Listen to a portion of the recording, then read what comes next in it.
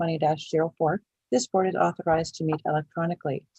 Please note that there is no physical location to observe and listen contemporaneously to the meeting, which was authorized pursuant to the governor's emergency order. However, in accordance with the emergency order, this is to confirm that we are A, providing public access to the meeting by telephone with additional access possibilities by video or other electronic means. We are utilizing the Zoom platform for this electronic meeting. All members of the board have the ability to communicate contemporaneously during this meeting through the Zoom platform, and the public has access to contemporaneously listen and, if necessary, participate in this meeting through dialing the following phone number, 603-236-4730, or by clicking on the website address, www.watervillevalley.org. B, we're providing public notice of the necessary information for accessing the meeting. We previously gave notice to the public of how to access the meeting using Zoom, and instructions are provided on the Town of Waterville Valley's website at www.watervillevalley.org. C, we're providing a mechanism for the public to alert this public body during the meeting if there are problems with access. If anybody has a problem, please call 603-236-4730 or email at townofwv@watervillevalley.org. D, will be adjourning the meeting if the public is unable to access the meeting. In the event the public is unable to access the meeting, we will adjourn the meeting and have it rescheduled at that time. And note that all votes are taken during this meeting shall be done by roll call vote. So we're going to start off with roll call attendance. For the members of the planning board, if you could just also let us know if anyone else is in the room with you so we can properly note public attendance. Nancy. Nancy Knight, member. Mike. Mike Coppell, alternate. Tina Coppell is here with me. Hi. Bill Larson. Bill Larson, member. Wendy Rathgaber, member. John. John Racine, member. Rich. Rich Rita, ex officio, and I am alone. Bill Spence. Bill Spence, member, alone. Terry. Terry Waite, member, alone. Everything. We're good. Not bad. Rob. Rob Wilson, alternate, alone. As a side note, if everyone would please mute themselves, or perhaps Nick, if you have control, if you could. Yeah. Thank you. Just makes it a bit easier so everyone can hear what's going on. And I'd really like to thank everyone for taking the time to join us tonight. I'll just briefly touch on our topic this evening, and then I'll pass things over to Tara Bamford, who's been our consultant with this process for many processes during the year, actually. So tonight we're talking about short-term rentals. And just to be really clear, we're talking about rentals for less than 30 days. The planning board took this on starting a few months ago.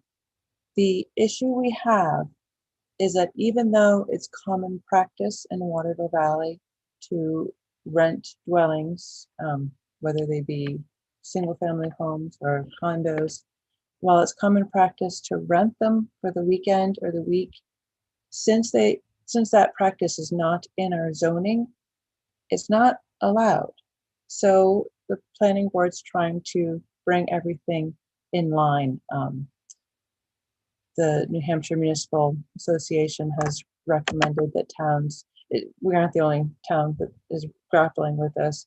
So there's been a kind of a raising awareness that it's time to make sure that all property owners are on the same page.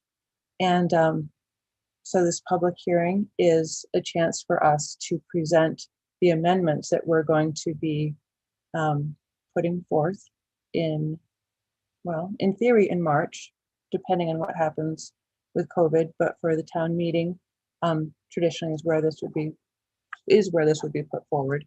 We're hoping it will still occur in March, and it will be put forth on the ballot. So it'll be a vote.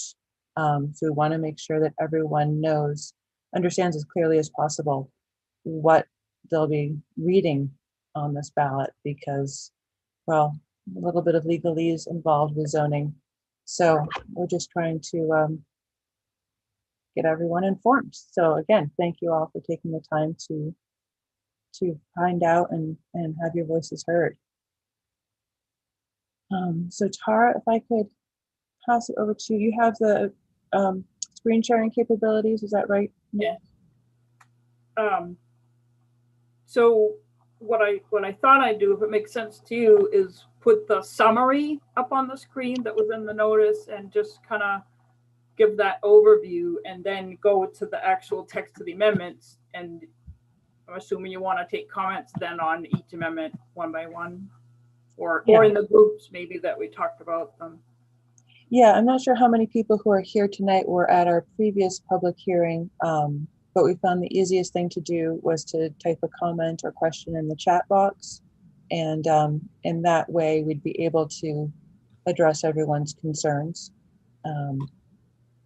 If they start coming in fast and furious, Nick will probably need some help keeping track, but we will definitely try to get to everyone's questions or comments. So I never know unless I ask if you're seeing the summary of the amendments. Yes. Okay.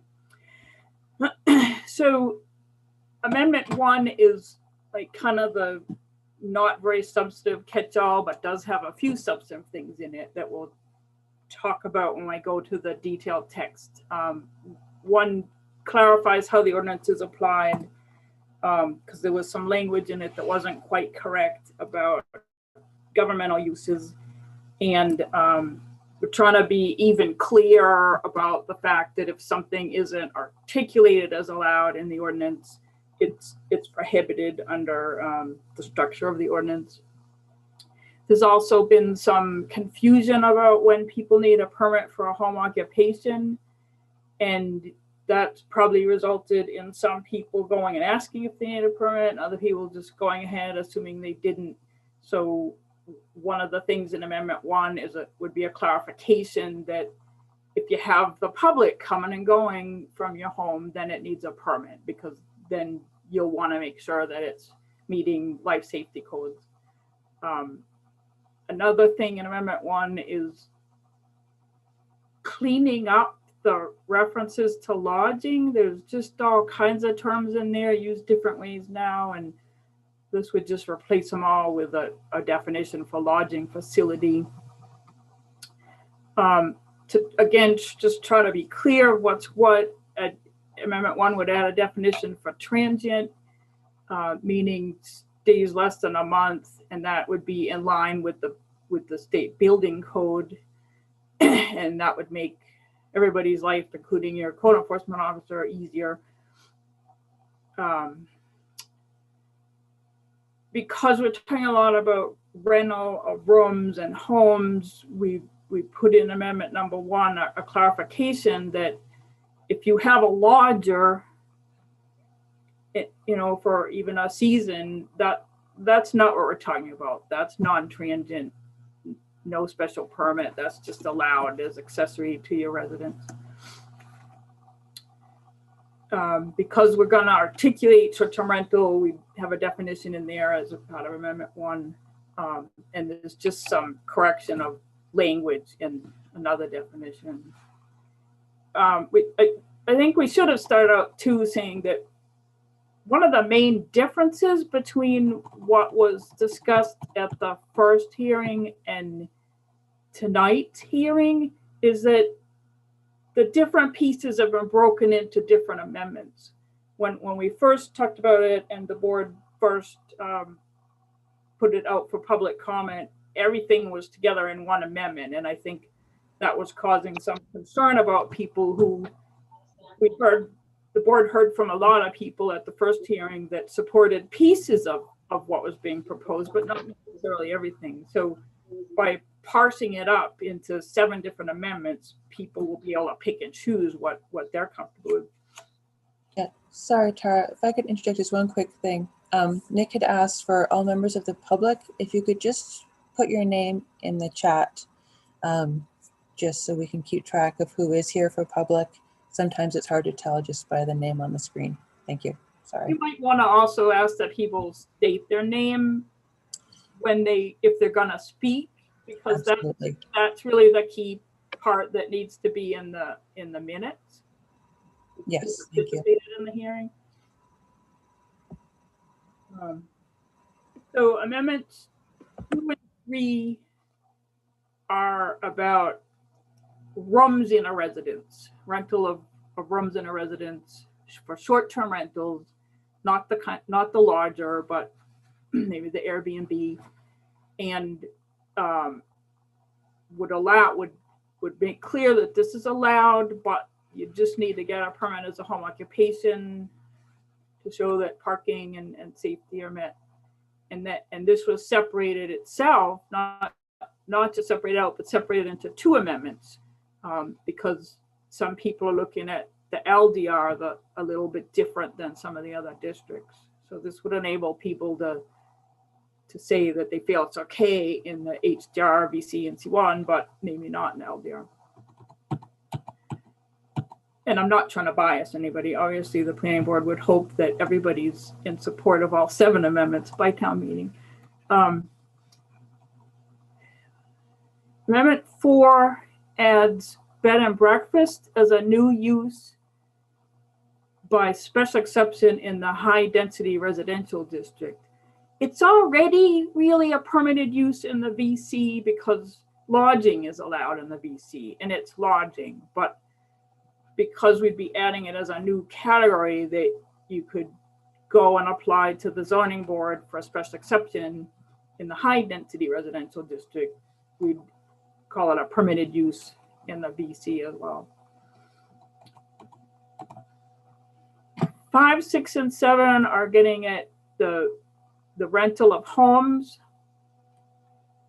Again, for transient use up to in increments up to a month. Amendments 5, 6, and 7 all together, if all 3 amendments passed, anyone anywhere in town could rent out their home for an unlimited amount of time as a short-term rental.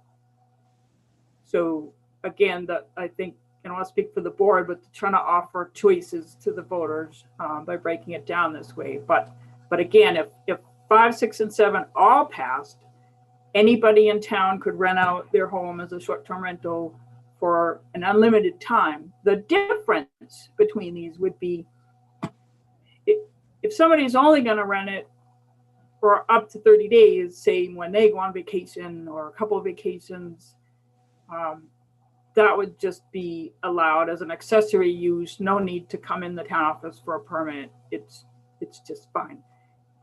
If it's going to be done more as a business, or more than a month, a year, then people would need to come in and get a zoning permit. And like any other application for a zoning permit, the code enforcement officer can check on whether everything meets the state building code. And that would be the only requirement for this new use in town. So I'll go to the details. Does that make sense? Yeah. Wendy, you're muted, but did you want to add anything here before I go to the details? No, I think going to the details would probably help flesh things out a little bit.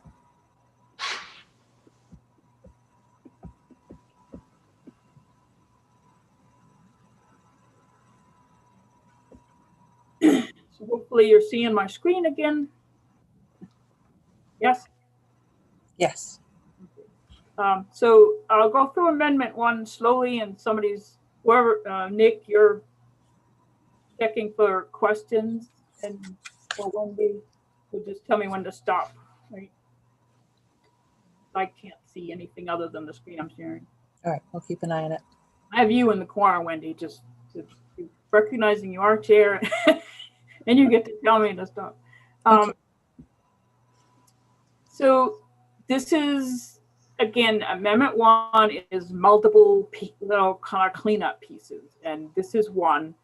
that again is a clarification that it's governmental uses, not governmental ownership or land. Make something exempt, and also makes the wording clearer about Waterville Valley zoning ordinance being what's called a permissive zoning ordinance, meaning if it's not mentioned as allowed, it's prohibited. So we're trying to just be absolutely clear on that point. This is the new requirement I mentioned about home occupations, that the ones that would require a permit would be any that involve on-site guests, visitors, clients, employees that don't live there. And that's because you'd be looking, you'd want the code enforcement officer to make sure that there's some fire extinguisher and a sign to point where the exits are, those life safety basics. These next pieces all are cleaning up that lodging thing with, here's our new definition of lodging facility. Give me a minute to look at that, and you'll see it includes all these things that we're deleting, including the condotel, because that is the most common growing kind of lodging. Gets replaces again these other terms with lodging and gets rid of all these others, and does that in the parking section, and so it's kind of a cleanup. Amendment 1 also adds this definition for transient. Sorry, Tara, why don't we just pause? I have a question about what, clarifying what a condotel is. Think Golden Eagle or Black Bear, condominiumized hotel, motel. Hey, that's what I thought. Okay. Thank you. Yeah, we used to define something as being a hotel if it didn't have kitchen facilities, but it's getting more and more common to have this kind of blurry line between them. With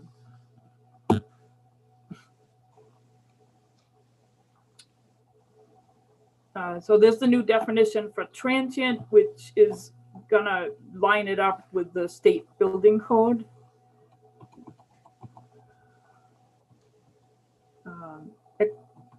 We realized doing this that in other years we should have noticed, I should have noticed, that there was no definition for accessory use in the zoning. Accessory building was kind of thought about as covering everything, but we broke it out so that we could clarify that, again, if you have a lodger for a season or a year, that's an accessory use of a residence, and not what we're talking about with any of these other amendments.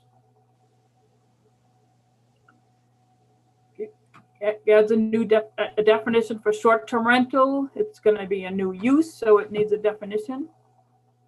And this is the definition proposed.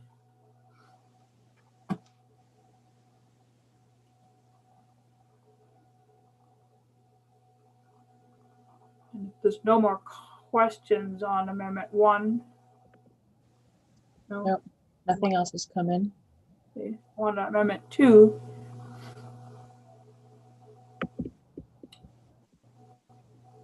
Amendment 2 would be for the home where somebody wants to rent rooms. They're still in the home, but they want to rent 1 or 2 rooms on Airbnb, say, or through another service. They would need to get approval. It would be allowed. They just need a home occupation permit.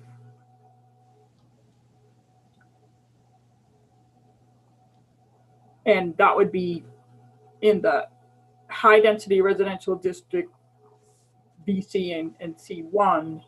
Amendment 3 is exactly the same thing, but in the low density residential district. That would enable people who have mixed feelings about it to vote differently.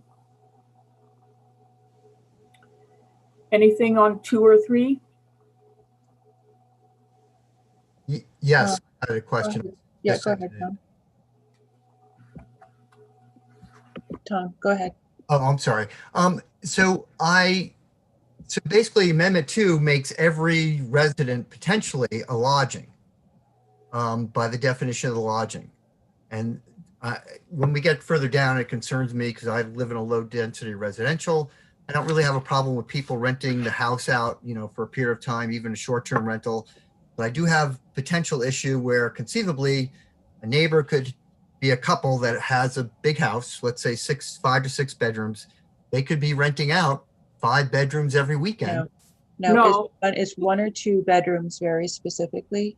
Okay, but But 5 or so- fewer, the 5 or fewer would fall under bed and breakfast, which we're not proposing for low density residential.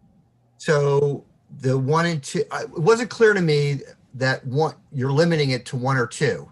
Yeah, it's right in that first line. No, I know that I read it there. I wasn't sure that was the defining element. I still have an issue with that though, for the same reasons. It basically makes every resident a lodging or a bed and breakfast because you're allowing people to rent out bedrooms on a consistent basis, basically anytime they want. As long as the owner is present, yes. And they meet the home occupation criteria in the zoning ordinance. Occupation being that they're there.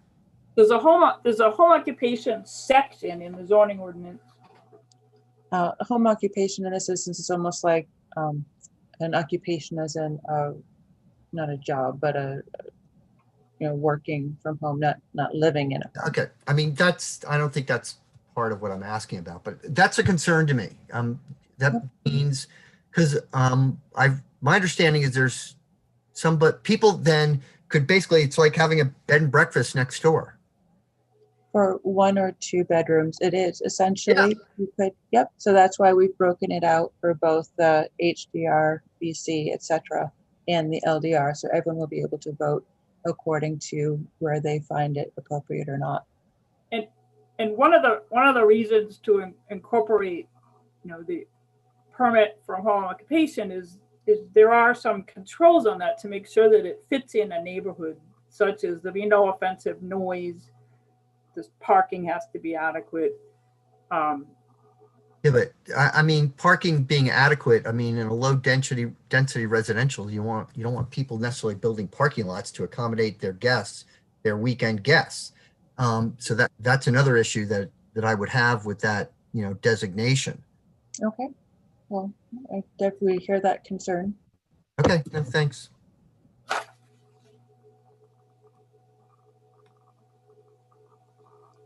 Any other comments before we continue to move on?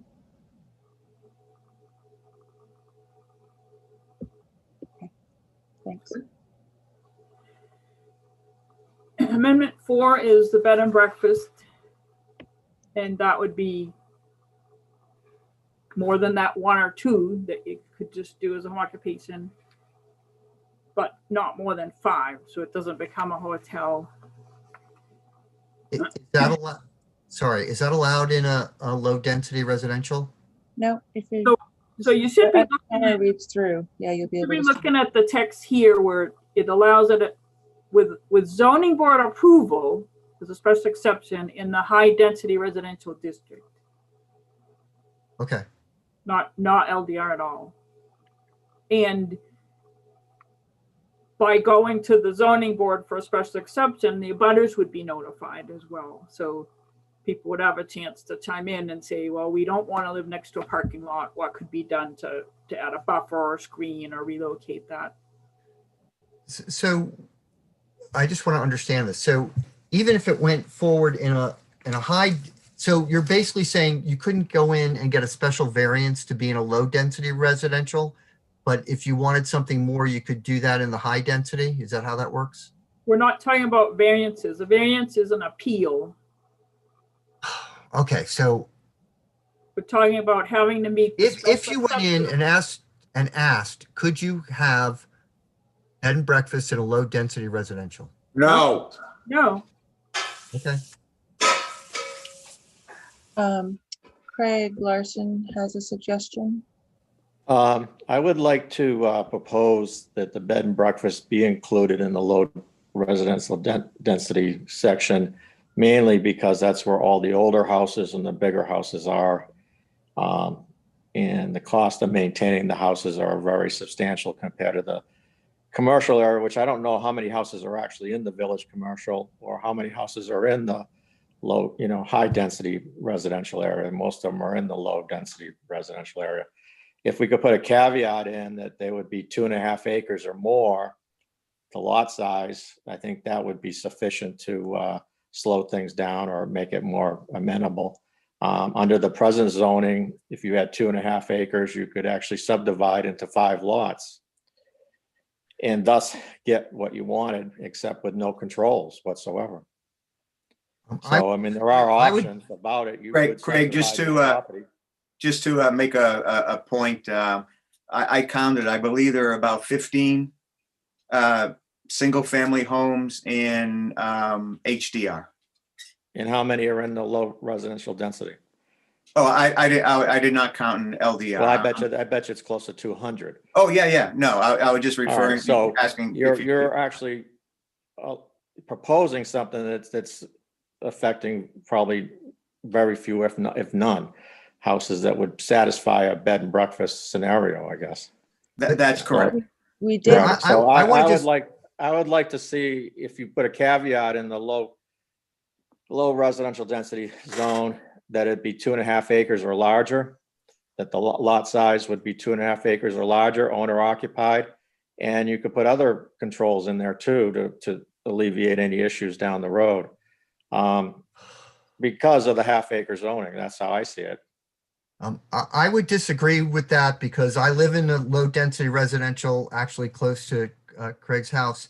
I disagree with that. I didn't buy here to be living next to a bed and breakfast or a hotel, which is basically becomes, or a lodging, when you start renting out rooms on a consistent basis. So I think that's an inappropriate use in a low density residential.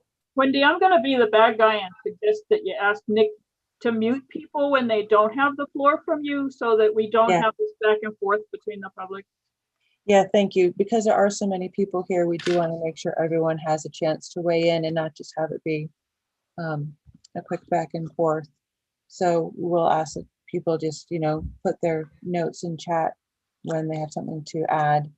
And I'd like to say that just with the bed and breakfasts, trying to address both Craig and Tom's points, since they're not addressed in our zoning currently, what the board was trying to do with this is introduce them slowly into the town.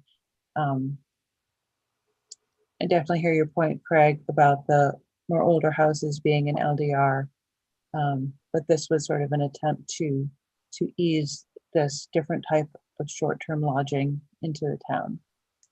So I agree with that. This way. I agree with that. Okay. I haven't seen the chat. Did anyone else have anything to add at this point?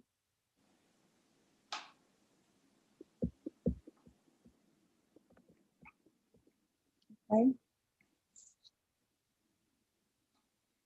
So I guess we can continue on.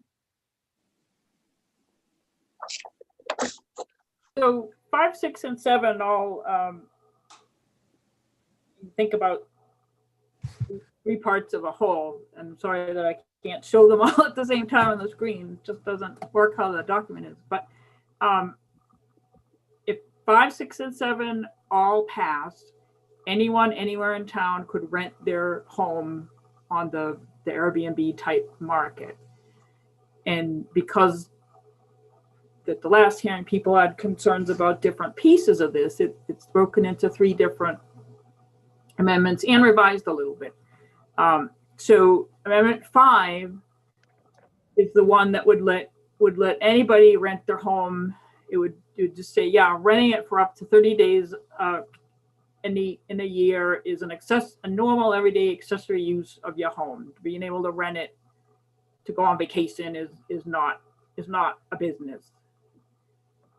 And that would be any dwelling unit anywhere in town could just do it for up to 30 days. 6 and 7 have some redundancy because one could pass and not the other. 6 would let you do it as a business more than a month, a year. You need to come in and get a zoning permit like you would for any new use, just like you would for a flower shop, because it's turning the dwelling into a business. Amendment 6 would, aside from getting the permit, and so that the building inspector can say, yeah, this doesn't violate the life safety codes, that's the only restriction here. So Amendment 6 would let someone own a home in order to rent it out on the Airbnb type market in the high density residential, village commercial, and the commercial district. And Amendment 7 does exactly the same thing as this, but in the low density residential district. I'll leave this on the screen so that you're looking at a whole here.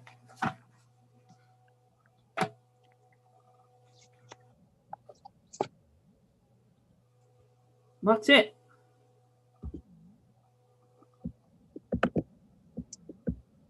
Great, thank you for going through that, Tara. Yeah, the big, Tom and others, I'm sorry, I don't know who owner is, to everyone, someone who's there as owner, agreed with Tom's points. This is why the planning board is presenting these amendments as they are, kind of broken out. As a group, as a board, we had a lot of back and forth, and it's really difficult to find that balance between what someone does with their own property and how neighbors are potentially affected by what they do with that property. Yet Amendment 7 does not allow bed and breakfasts in LDR. Margaret, that was your question. It would allow someone to rent their dwelling for, I guess the difference being that bed and breakfast, as we're defining them anyway, are owner occupied with up to 5 different bedrooms rented out. So Amendment 7 is talking about sort of the entire dwelling. Does that answer your question, Margaret? Yes, thanks. Of course. But anyway, so yeah, we're just trying to find the right balance between, what someone can do with their own property and how others are potentially affected or not by what someone does with their own property. We've heard a lot from both sides of people who live right next door to folks who rent their home in LDR regularly and are not impacted negatively in any way. Most of what we've heard as far as concerns in LDR haven't had necessarily, I don't want to say facts, but they've been more theoretical. More of the issues have been, from hearing what's happening in other towns. And of course, we need to pay attention to what's happening everywhere and just find the right balance.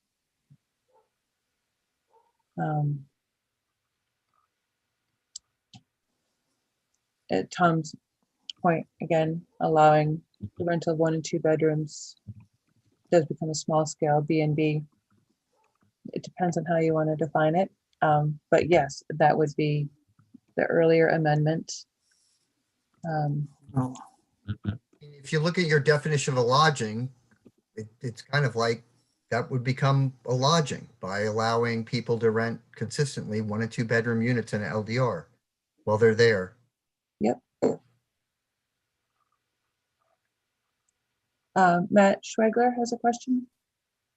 Yeah, thank you, Wendy. I'm sort of just coming into this. I missed the first meeting on this, or was it back in December, and representing Snowsbrook as part of the association, and just trying to glean more. Snowsbrook falls into this weird sort of, I don't want to say no man's land, but we're similar to Tyler Spring and Mountain Meadow and Mad River in that we're a condo complex, but we're actually in the Village Commercial District.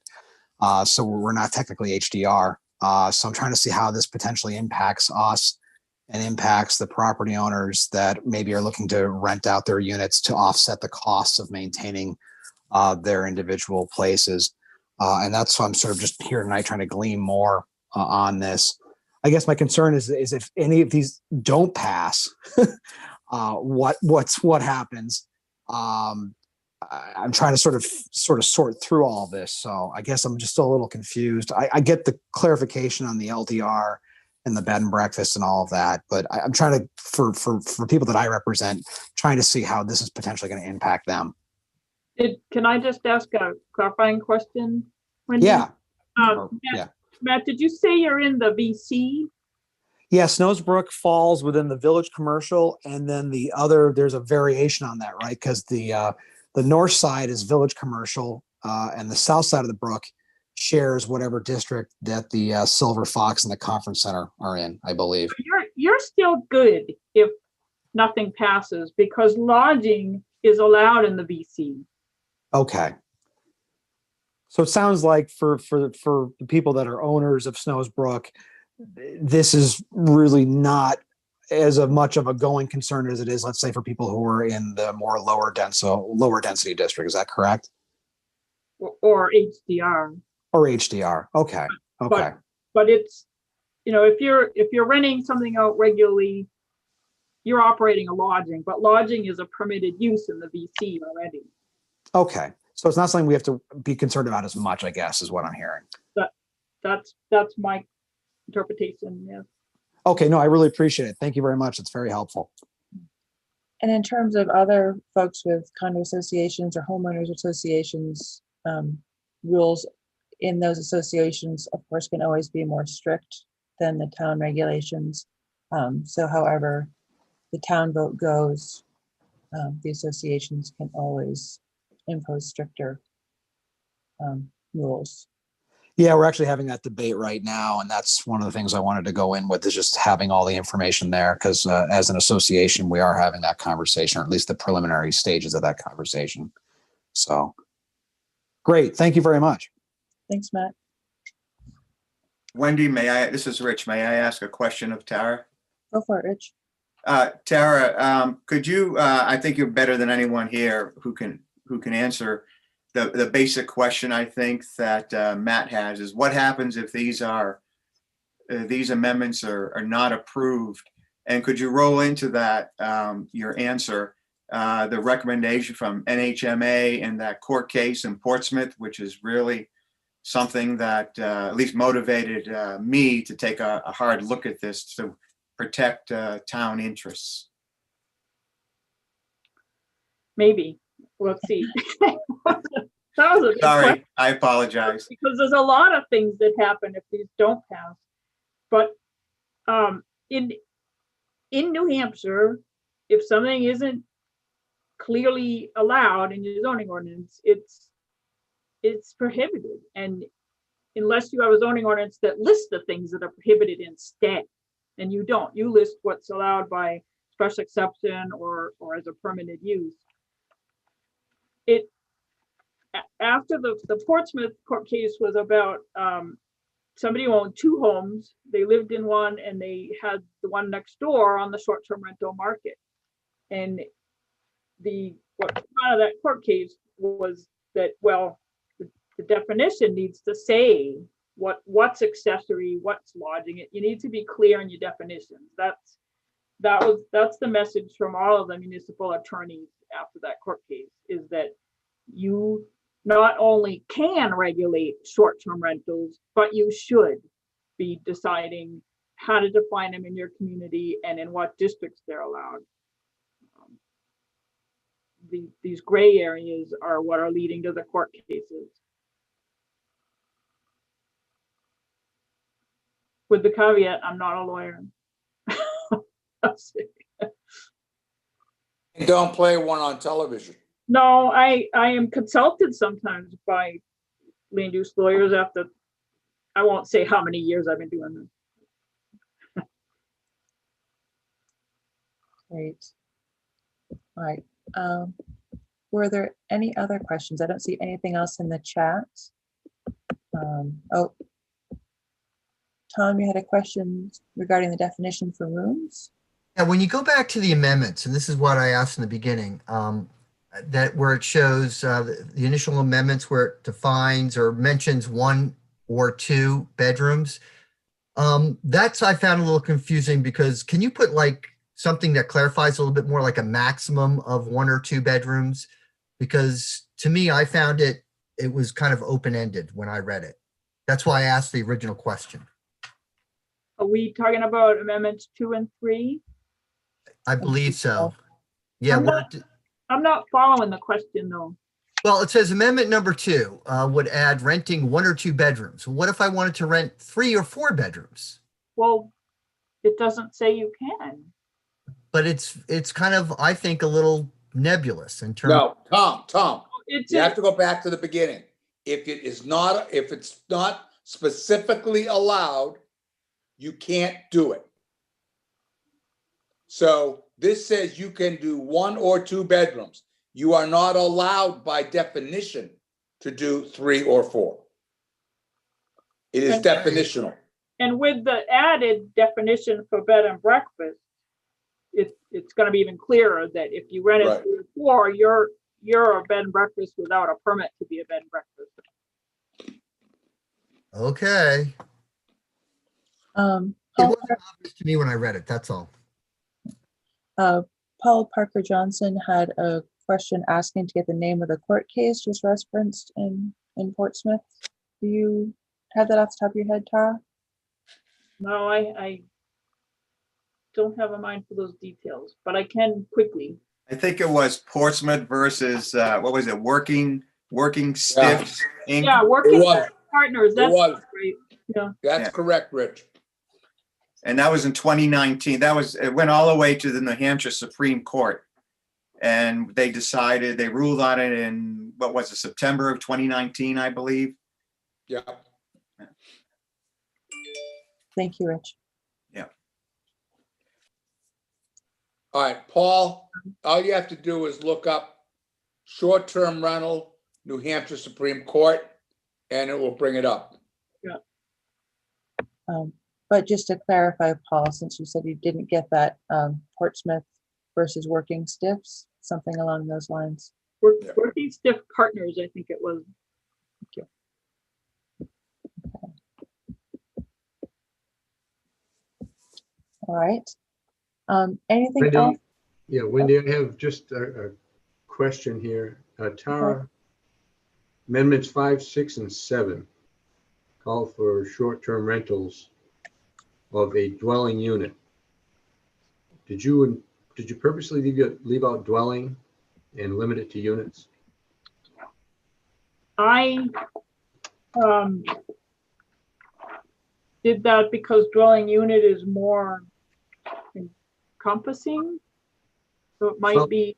I don't think dwelling unit, by the definition, the dwelling unit does not include the whole house. So that a home would be eliminated from 5, 6, 7. No, that's not the intent. We'll have to look at that wording.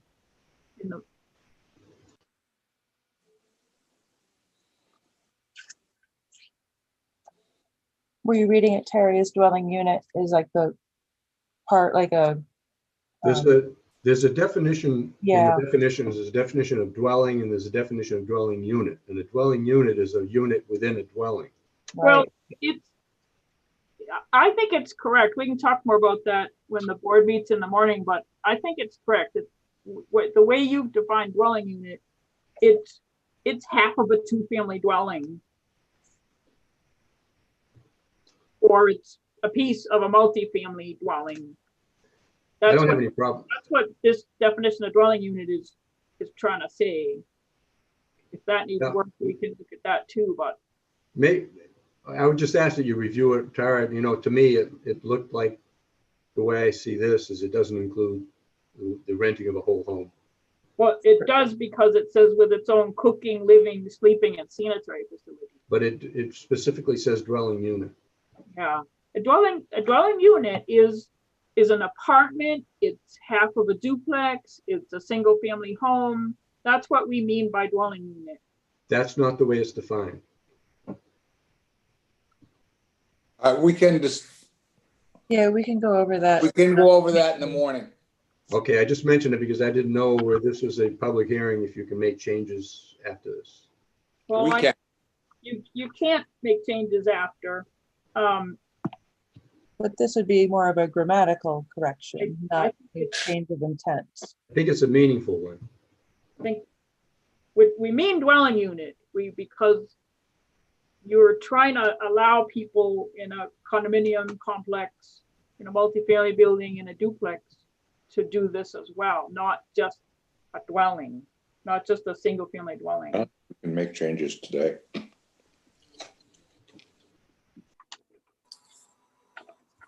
It's basically an entire residence, is what we're talking about. You can find dwelling as a single family dwelling.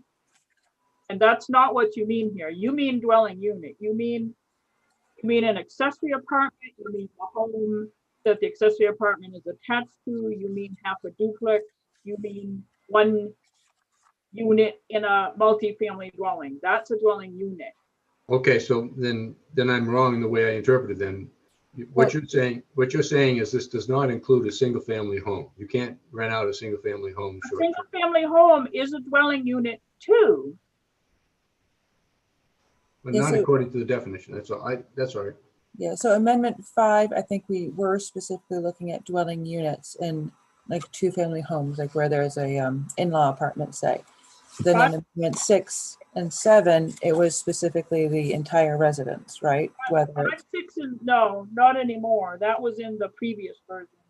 Now, 5, 6, and 7 are talking about any dwelling unit, whether it's an accessory apartment, half a duplex, in a multifamily building, or a single family home.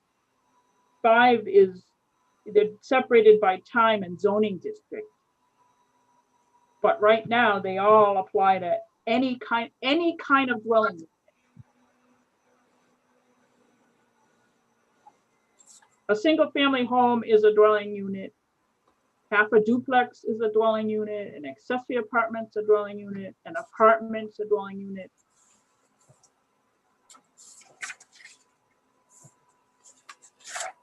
That's a pretty standard definition in planning and zoning. That's not that I always hang my hat on, well, everybody does it, because I like to make things better, but it really is a pretty standard definition for dwelling unit. And people don't tend to confuse it. So.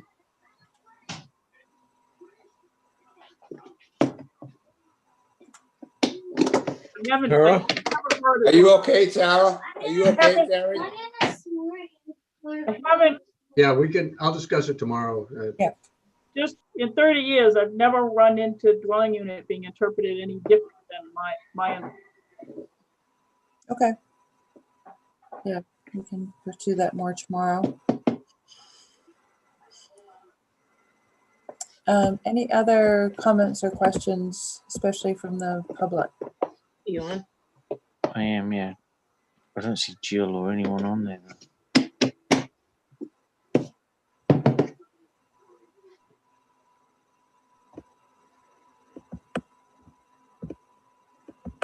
Nick, I haven't missed anyone in the chat, have I? Not that I see. No, I'm looking. It's all, you're fine. Okay, So I'll do that then. thank you. Okay.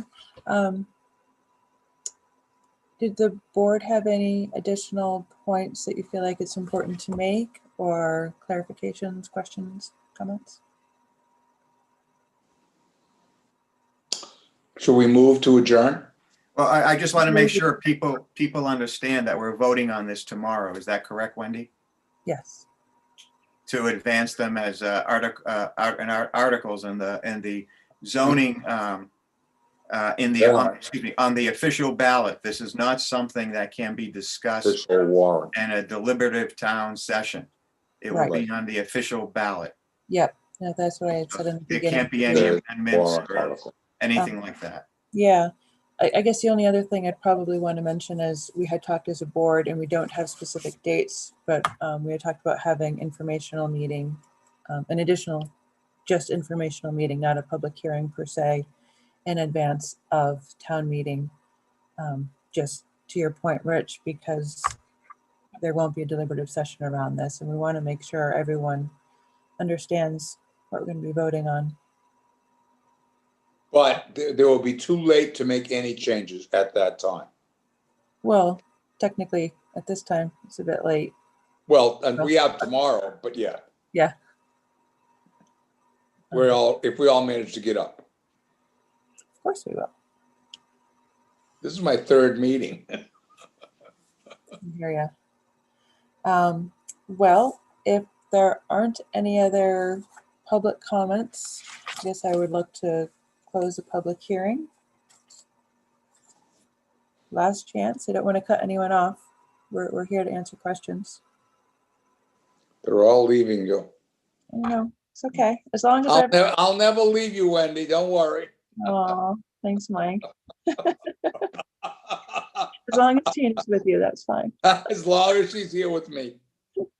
Well, thank you everyone to the public who's taken the time tonight to come out. It's really important that that everyone take the time to understand what we're trying to do here. Especially in our small town, rumors fly around, and we just want to be really clear that we aren't trying to actively take away people's rights or radically change anything. We're just trying to bring the zoning into where we feel it's appropriate.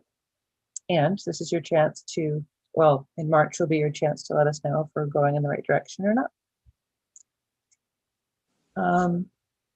Well, then I guess I would entertain a motion about closing the public hearing. I move we close the public hearing. This I'll is Rick. second I it. will second it. Okay. And we will do our roll call vote. Nancy? Oh, you're muted, Nance.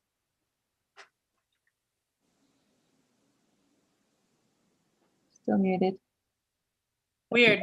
The space bar wasn't working. It wasn't working Oh. on mine either. I wonder if being on YouTube messes that up. Okay. Anyways, yes.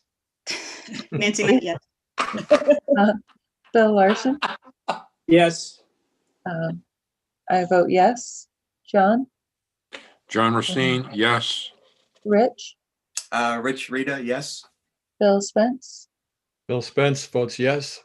Terry? Terry Waite, yes. All right, so with that, the public hearing is closed. Did the board want to discuss anything further at this point? We do have a rather full agenda, so if anyone's feeling perky and wants to get a few items in regards to this, we could, or we could just put it off to tomorrow. Don't want to make that, now that we're out of the public hearing, I'd just like to make my 2 points.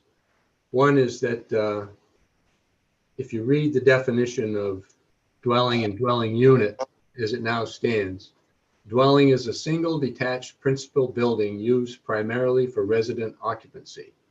A dwelling unit is one or more living and or sleeping rooms in a dwelling designed for occupancy. That's why I'm saying, I think that if we don't address that, it could be confusing at some future date. The second thing is that when we vote on this tomorrow, I like the idea that Bill had suggested, and that is that whenever, at the beginning of each amendment, you put a statement as to whether or not it is recommended by the board, and you should show the vote, whether it's 7-0, 7-1.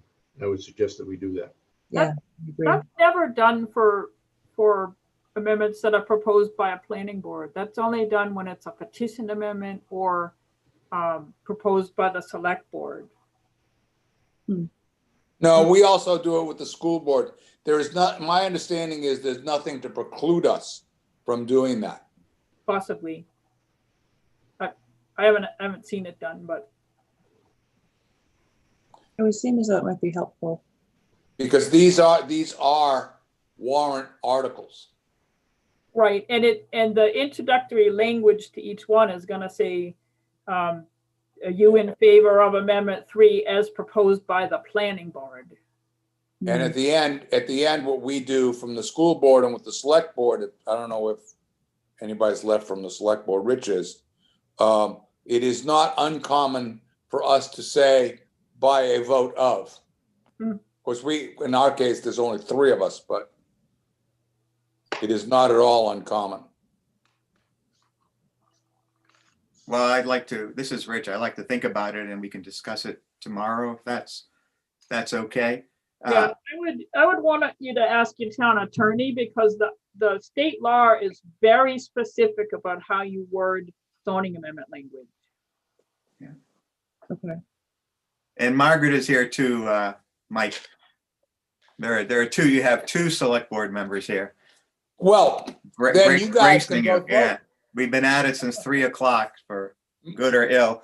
I'd also, just something to think about, everybody, for tomorrow. I think it may be very helpful, given the questions I've heard, if we have perhaps, as in our informational session or sessions or as handouts, a table that will help people understand the different categories, with columns and rows, so they can see at a glance what will be incorporated into the use table in the zoning ordinance. And we may even want to consider what the table looks like now if we would extract it out from the zoning ordinance with regard to short-term rentals. Be down in a minute, Sandy.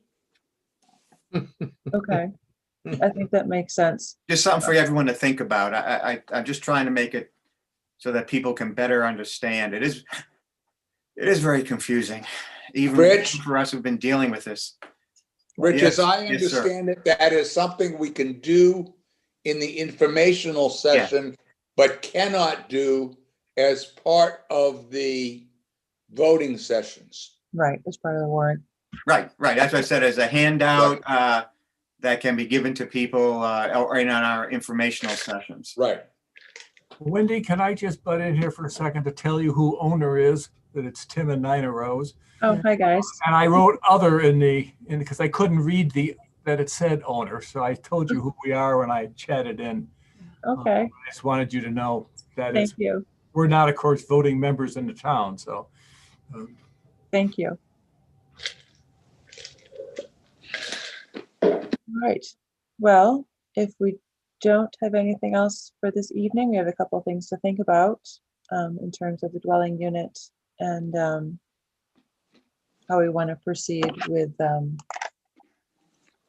wording. Perhaps consulting the town attorney would make sense. I assume we could always add that later since it doesn't change the content of the amendment.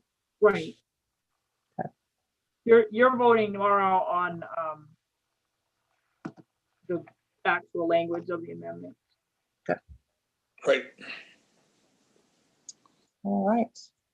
So does anyone have an amendment to adjourn? Or we can hang out here. Look at Bill's beach. I will make that motion, Wendy. Okay. This is Rich. Yes. Is there a second? I'll do that. I'll second. All righty. All those in favor of adjourning. Nancy. Nancy Knight, yes. Bill Larson. Oh, He left. He left. He's adjourned already. Fine. Already. I vote yes. John. Mark, man. John Racine, yes. Rich. Rich, yes. I know you could think first. Bill Spence. Yes. Terry. Yes. All right. Well, thanks so much, everybody. Enjoy the rest of your evening, and I look forward to seeing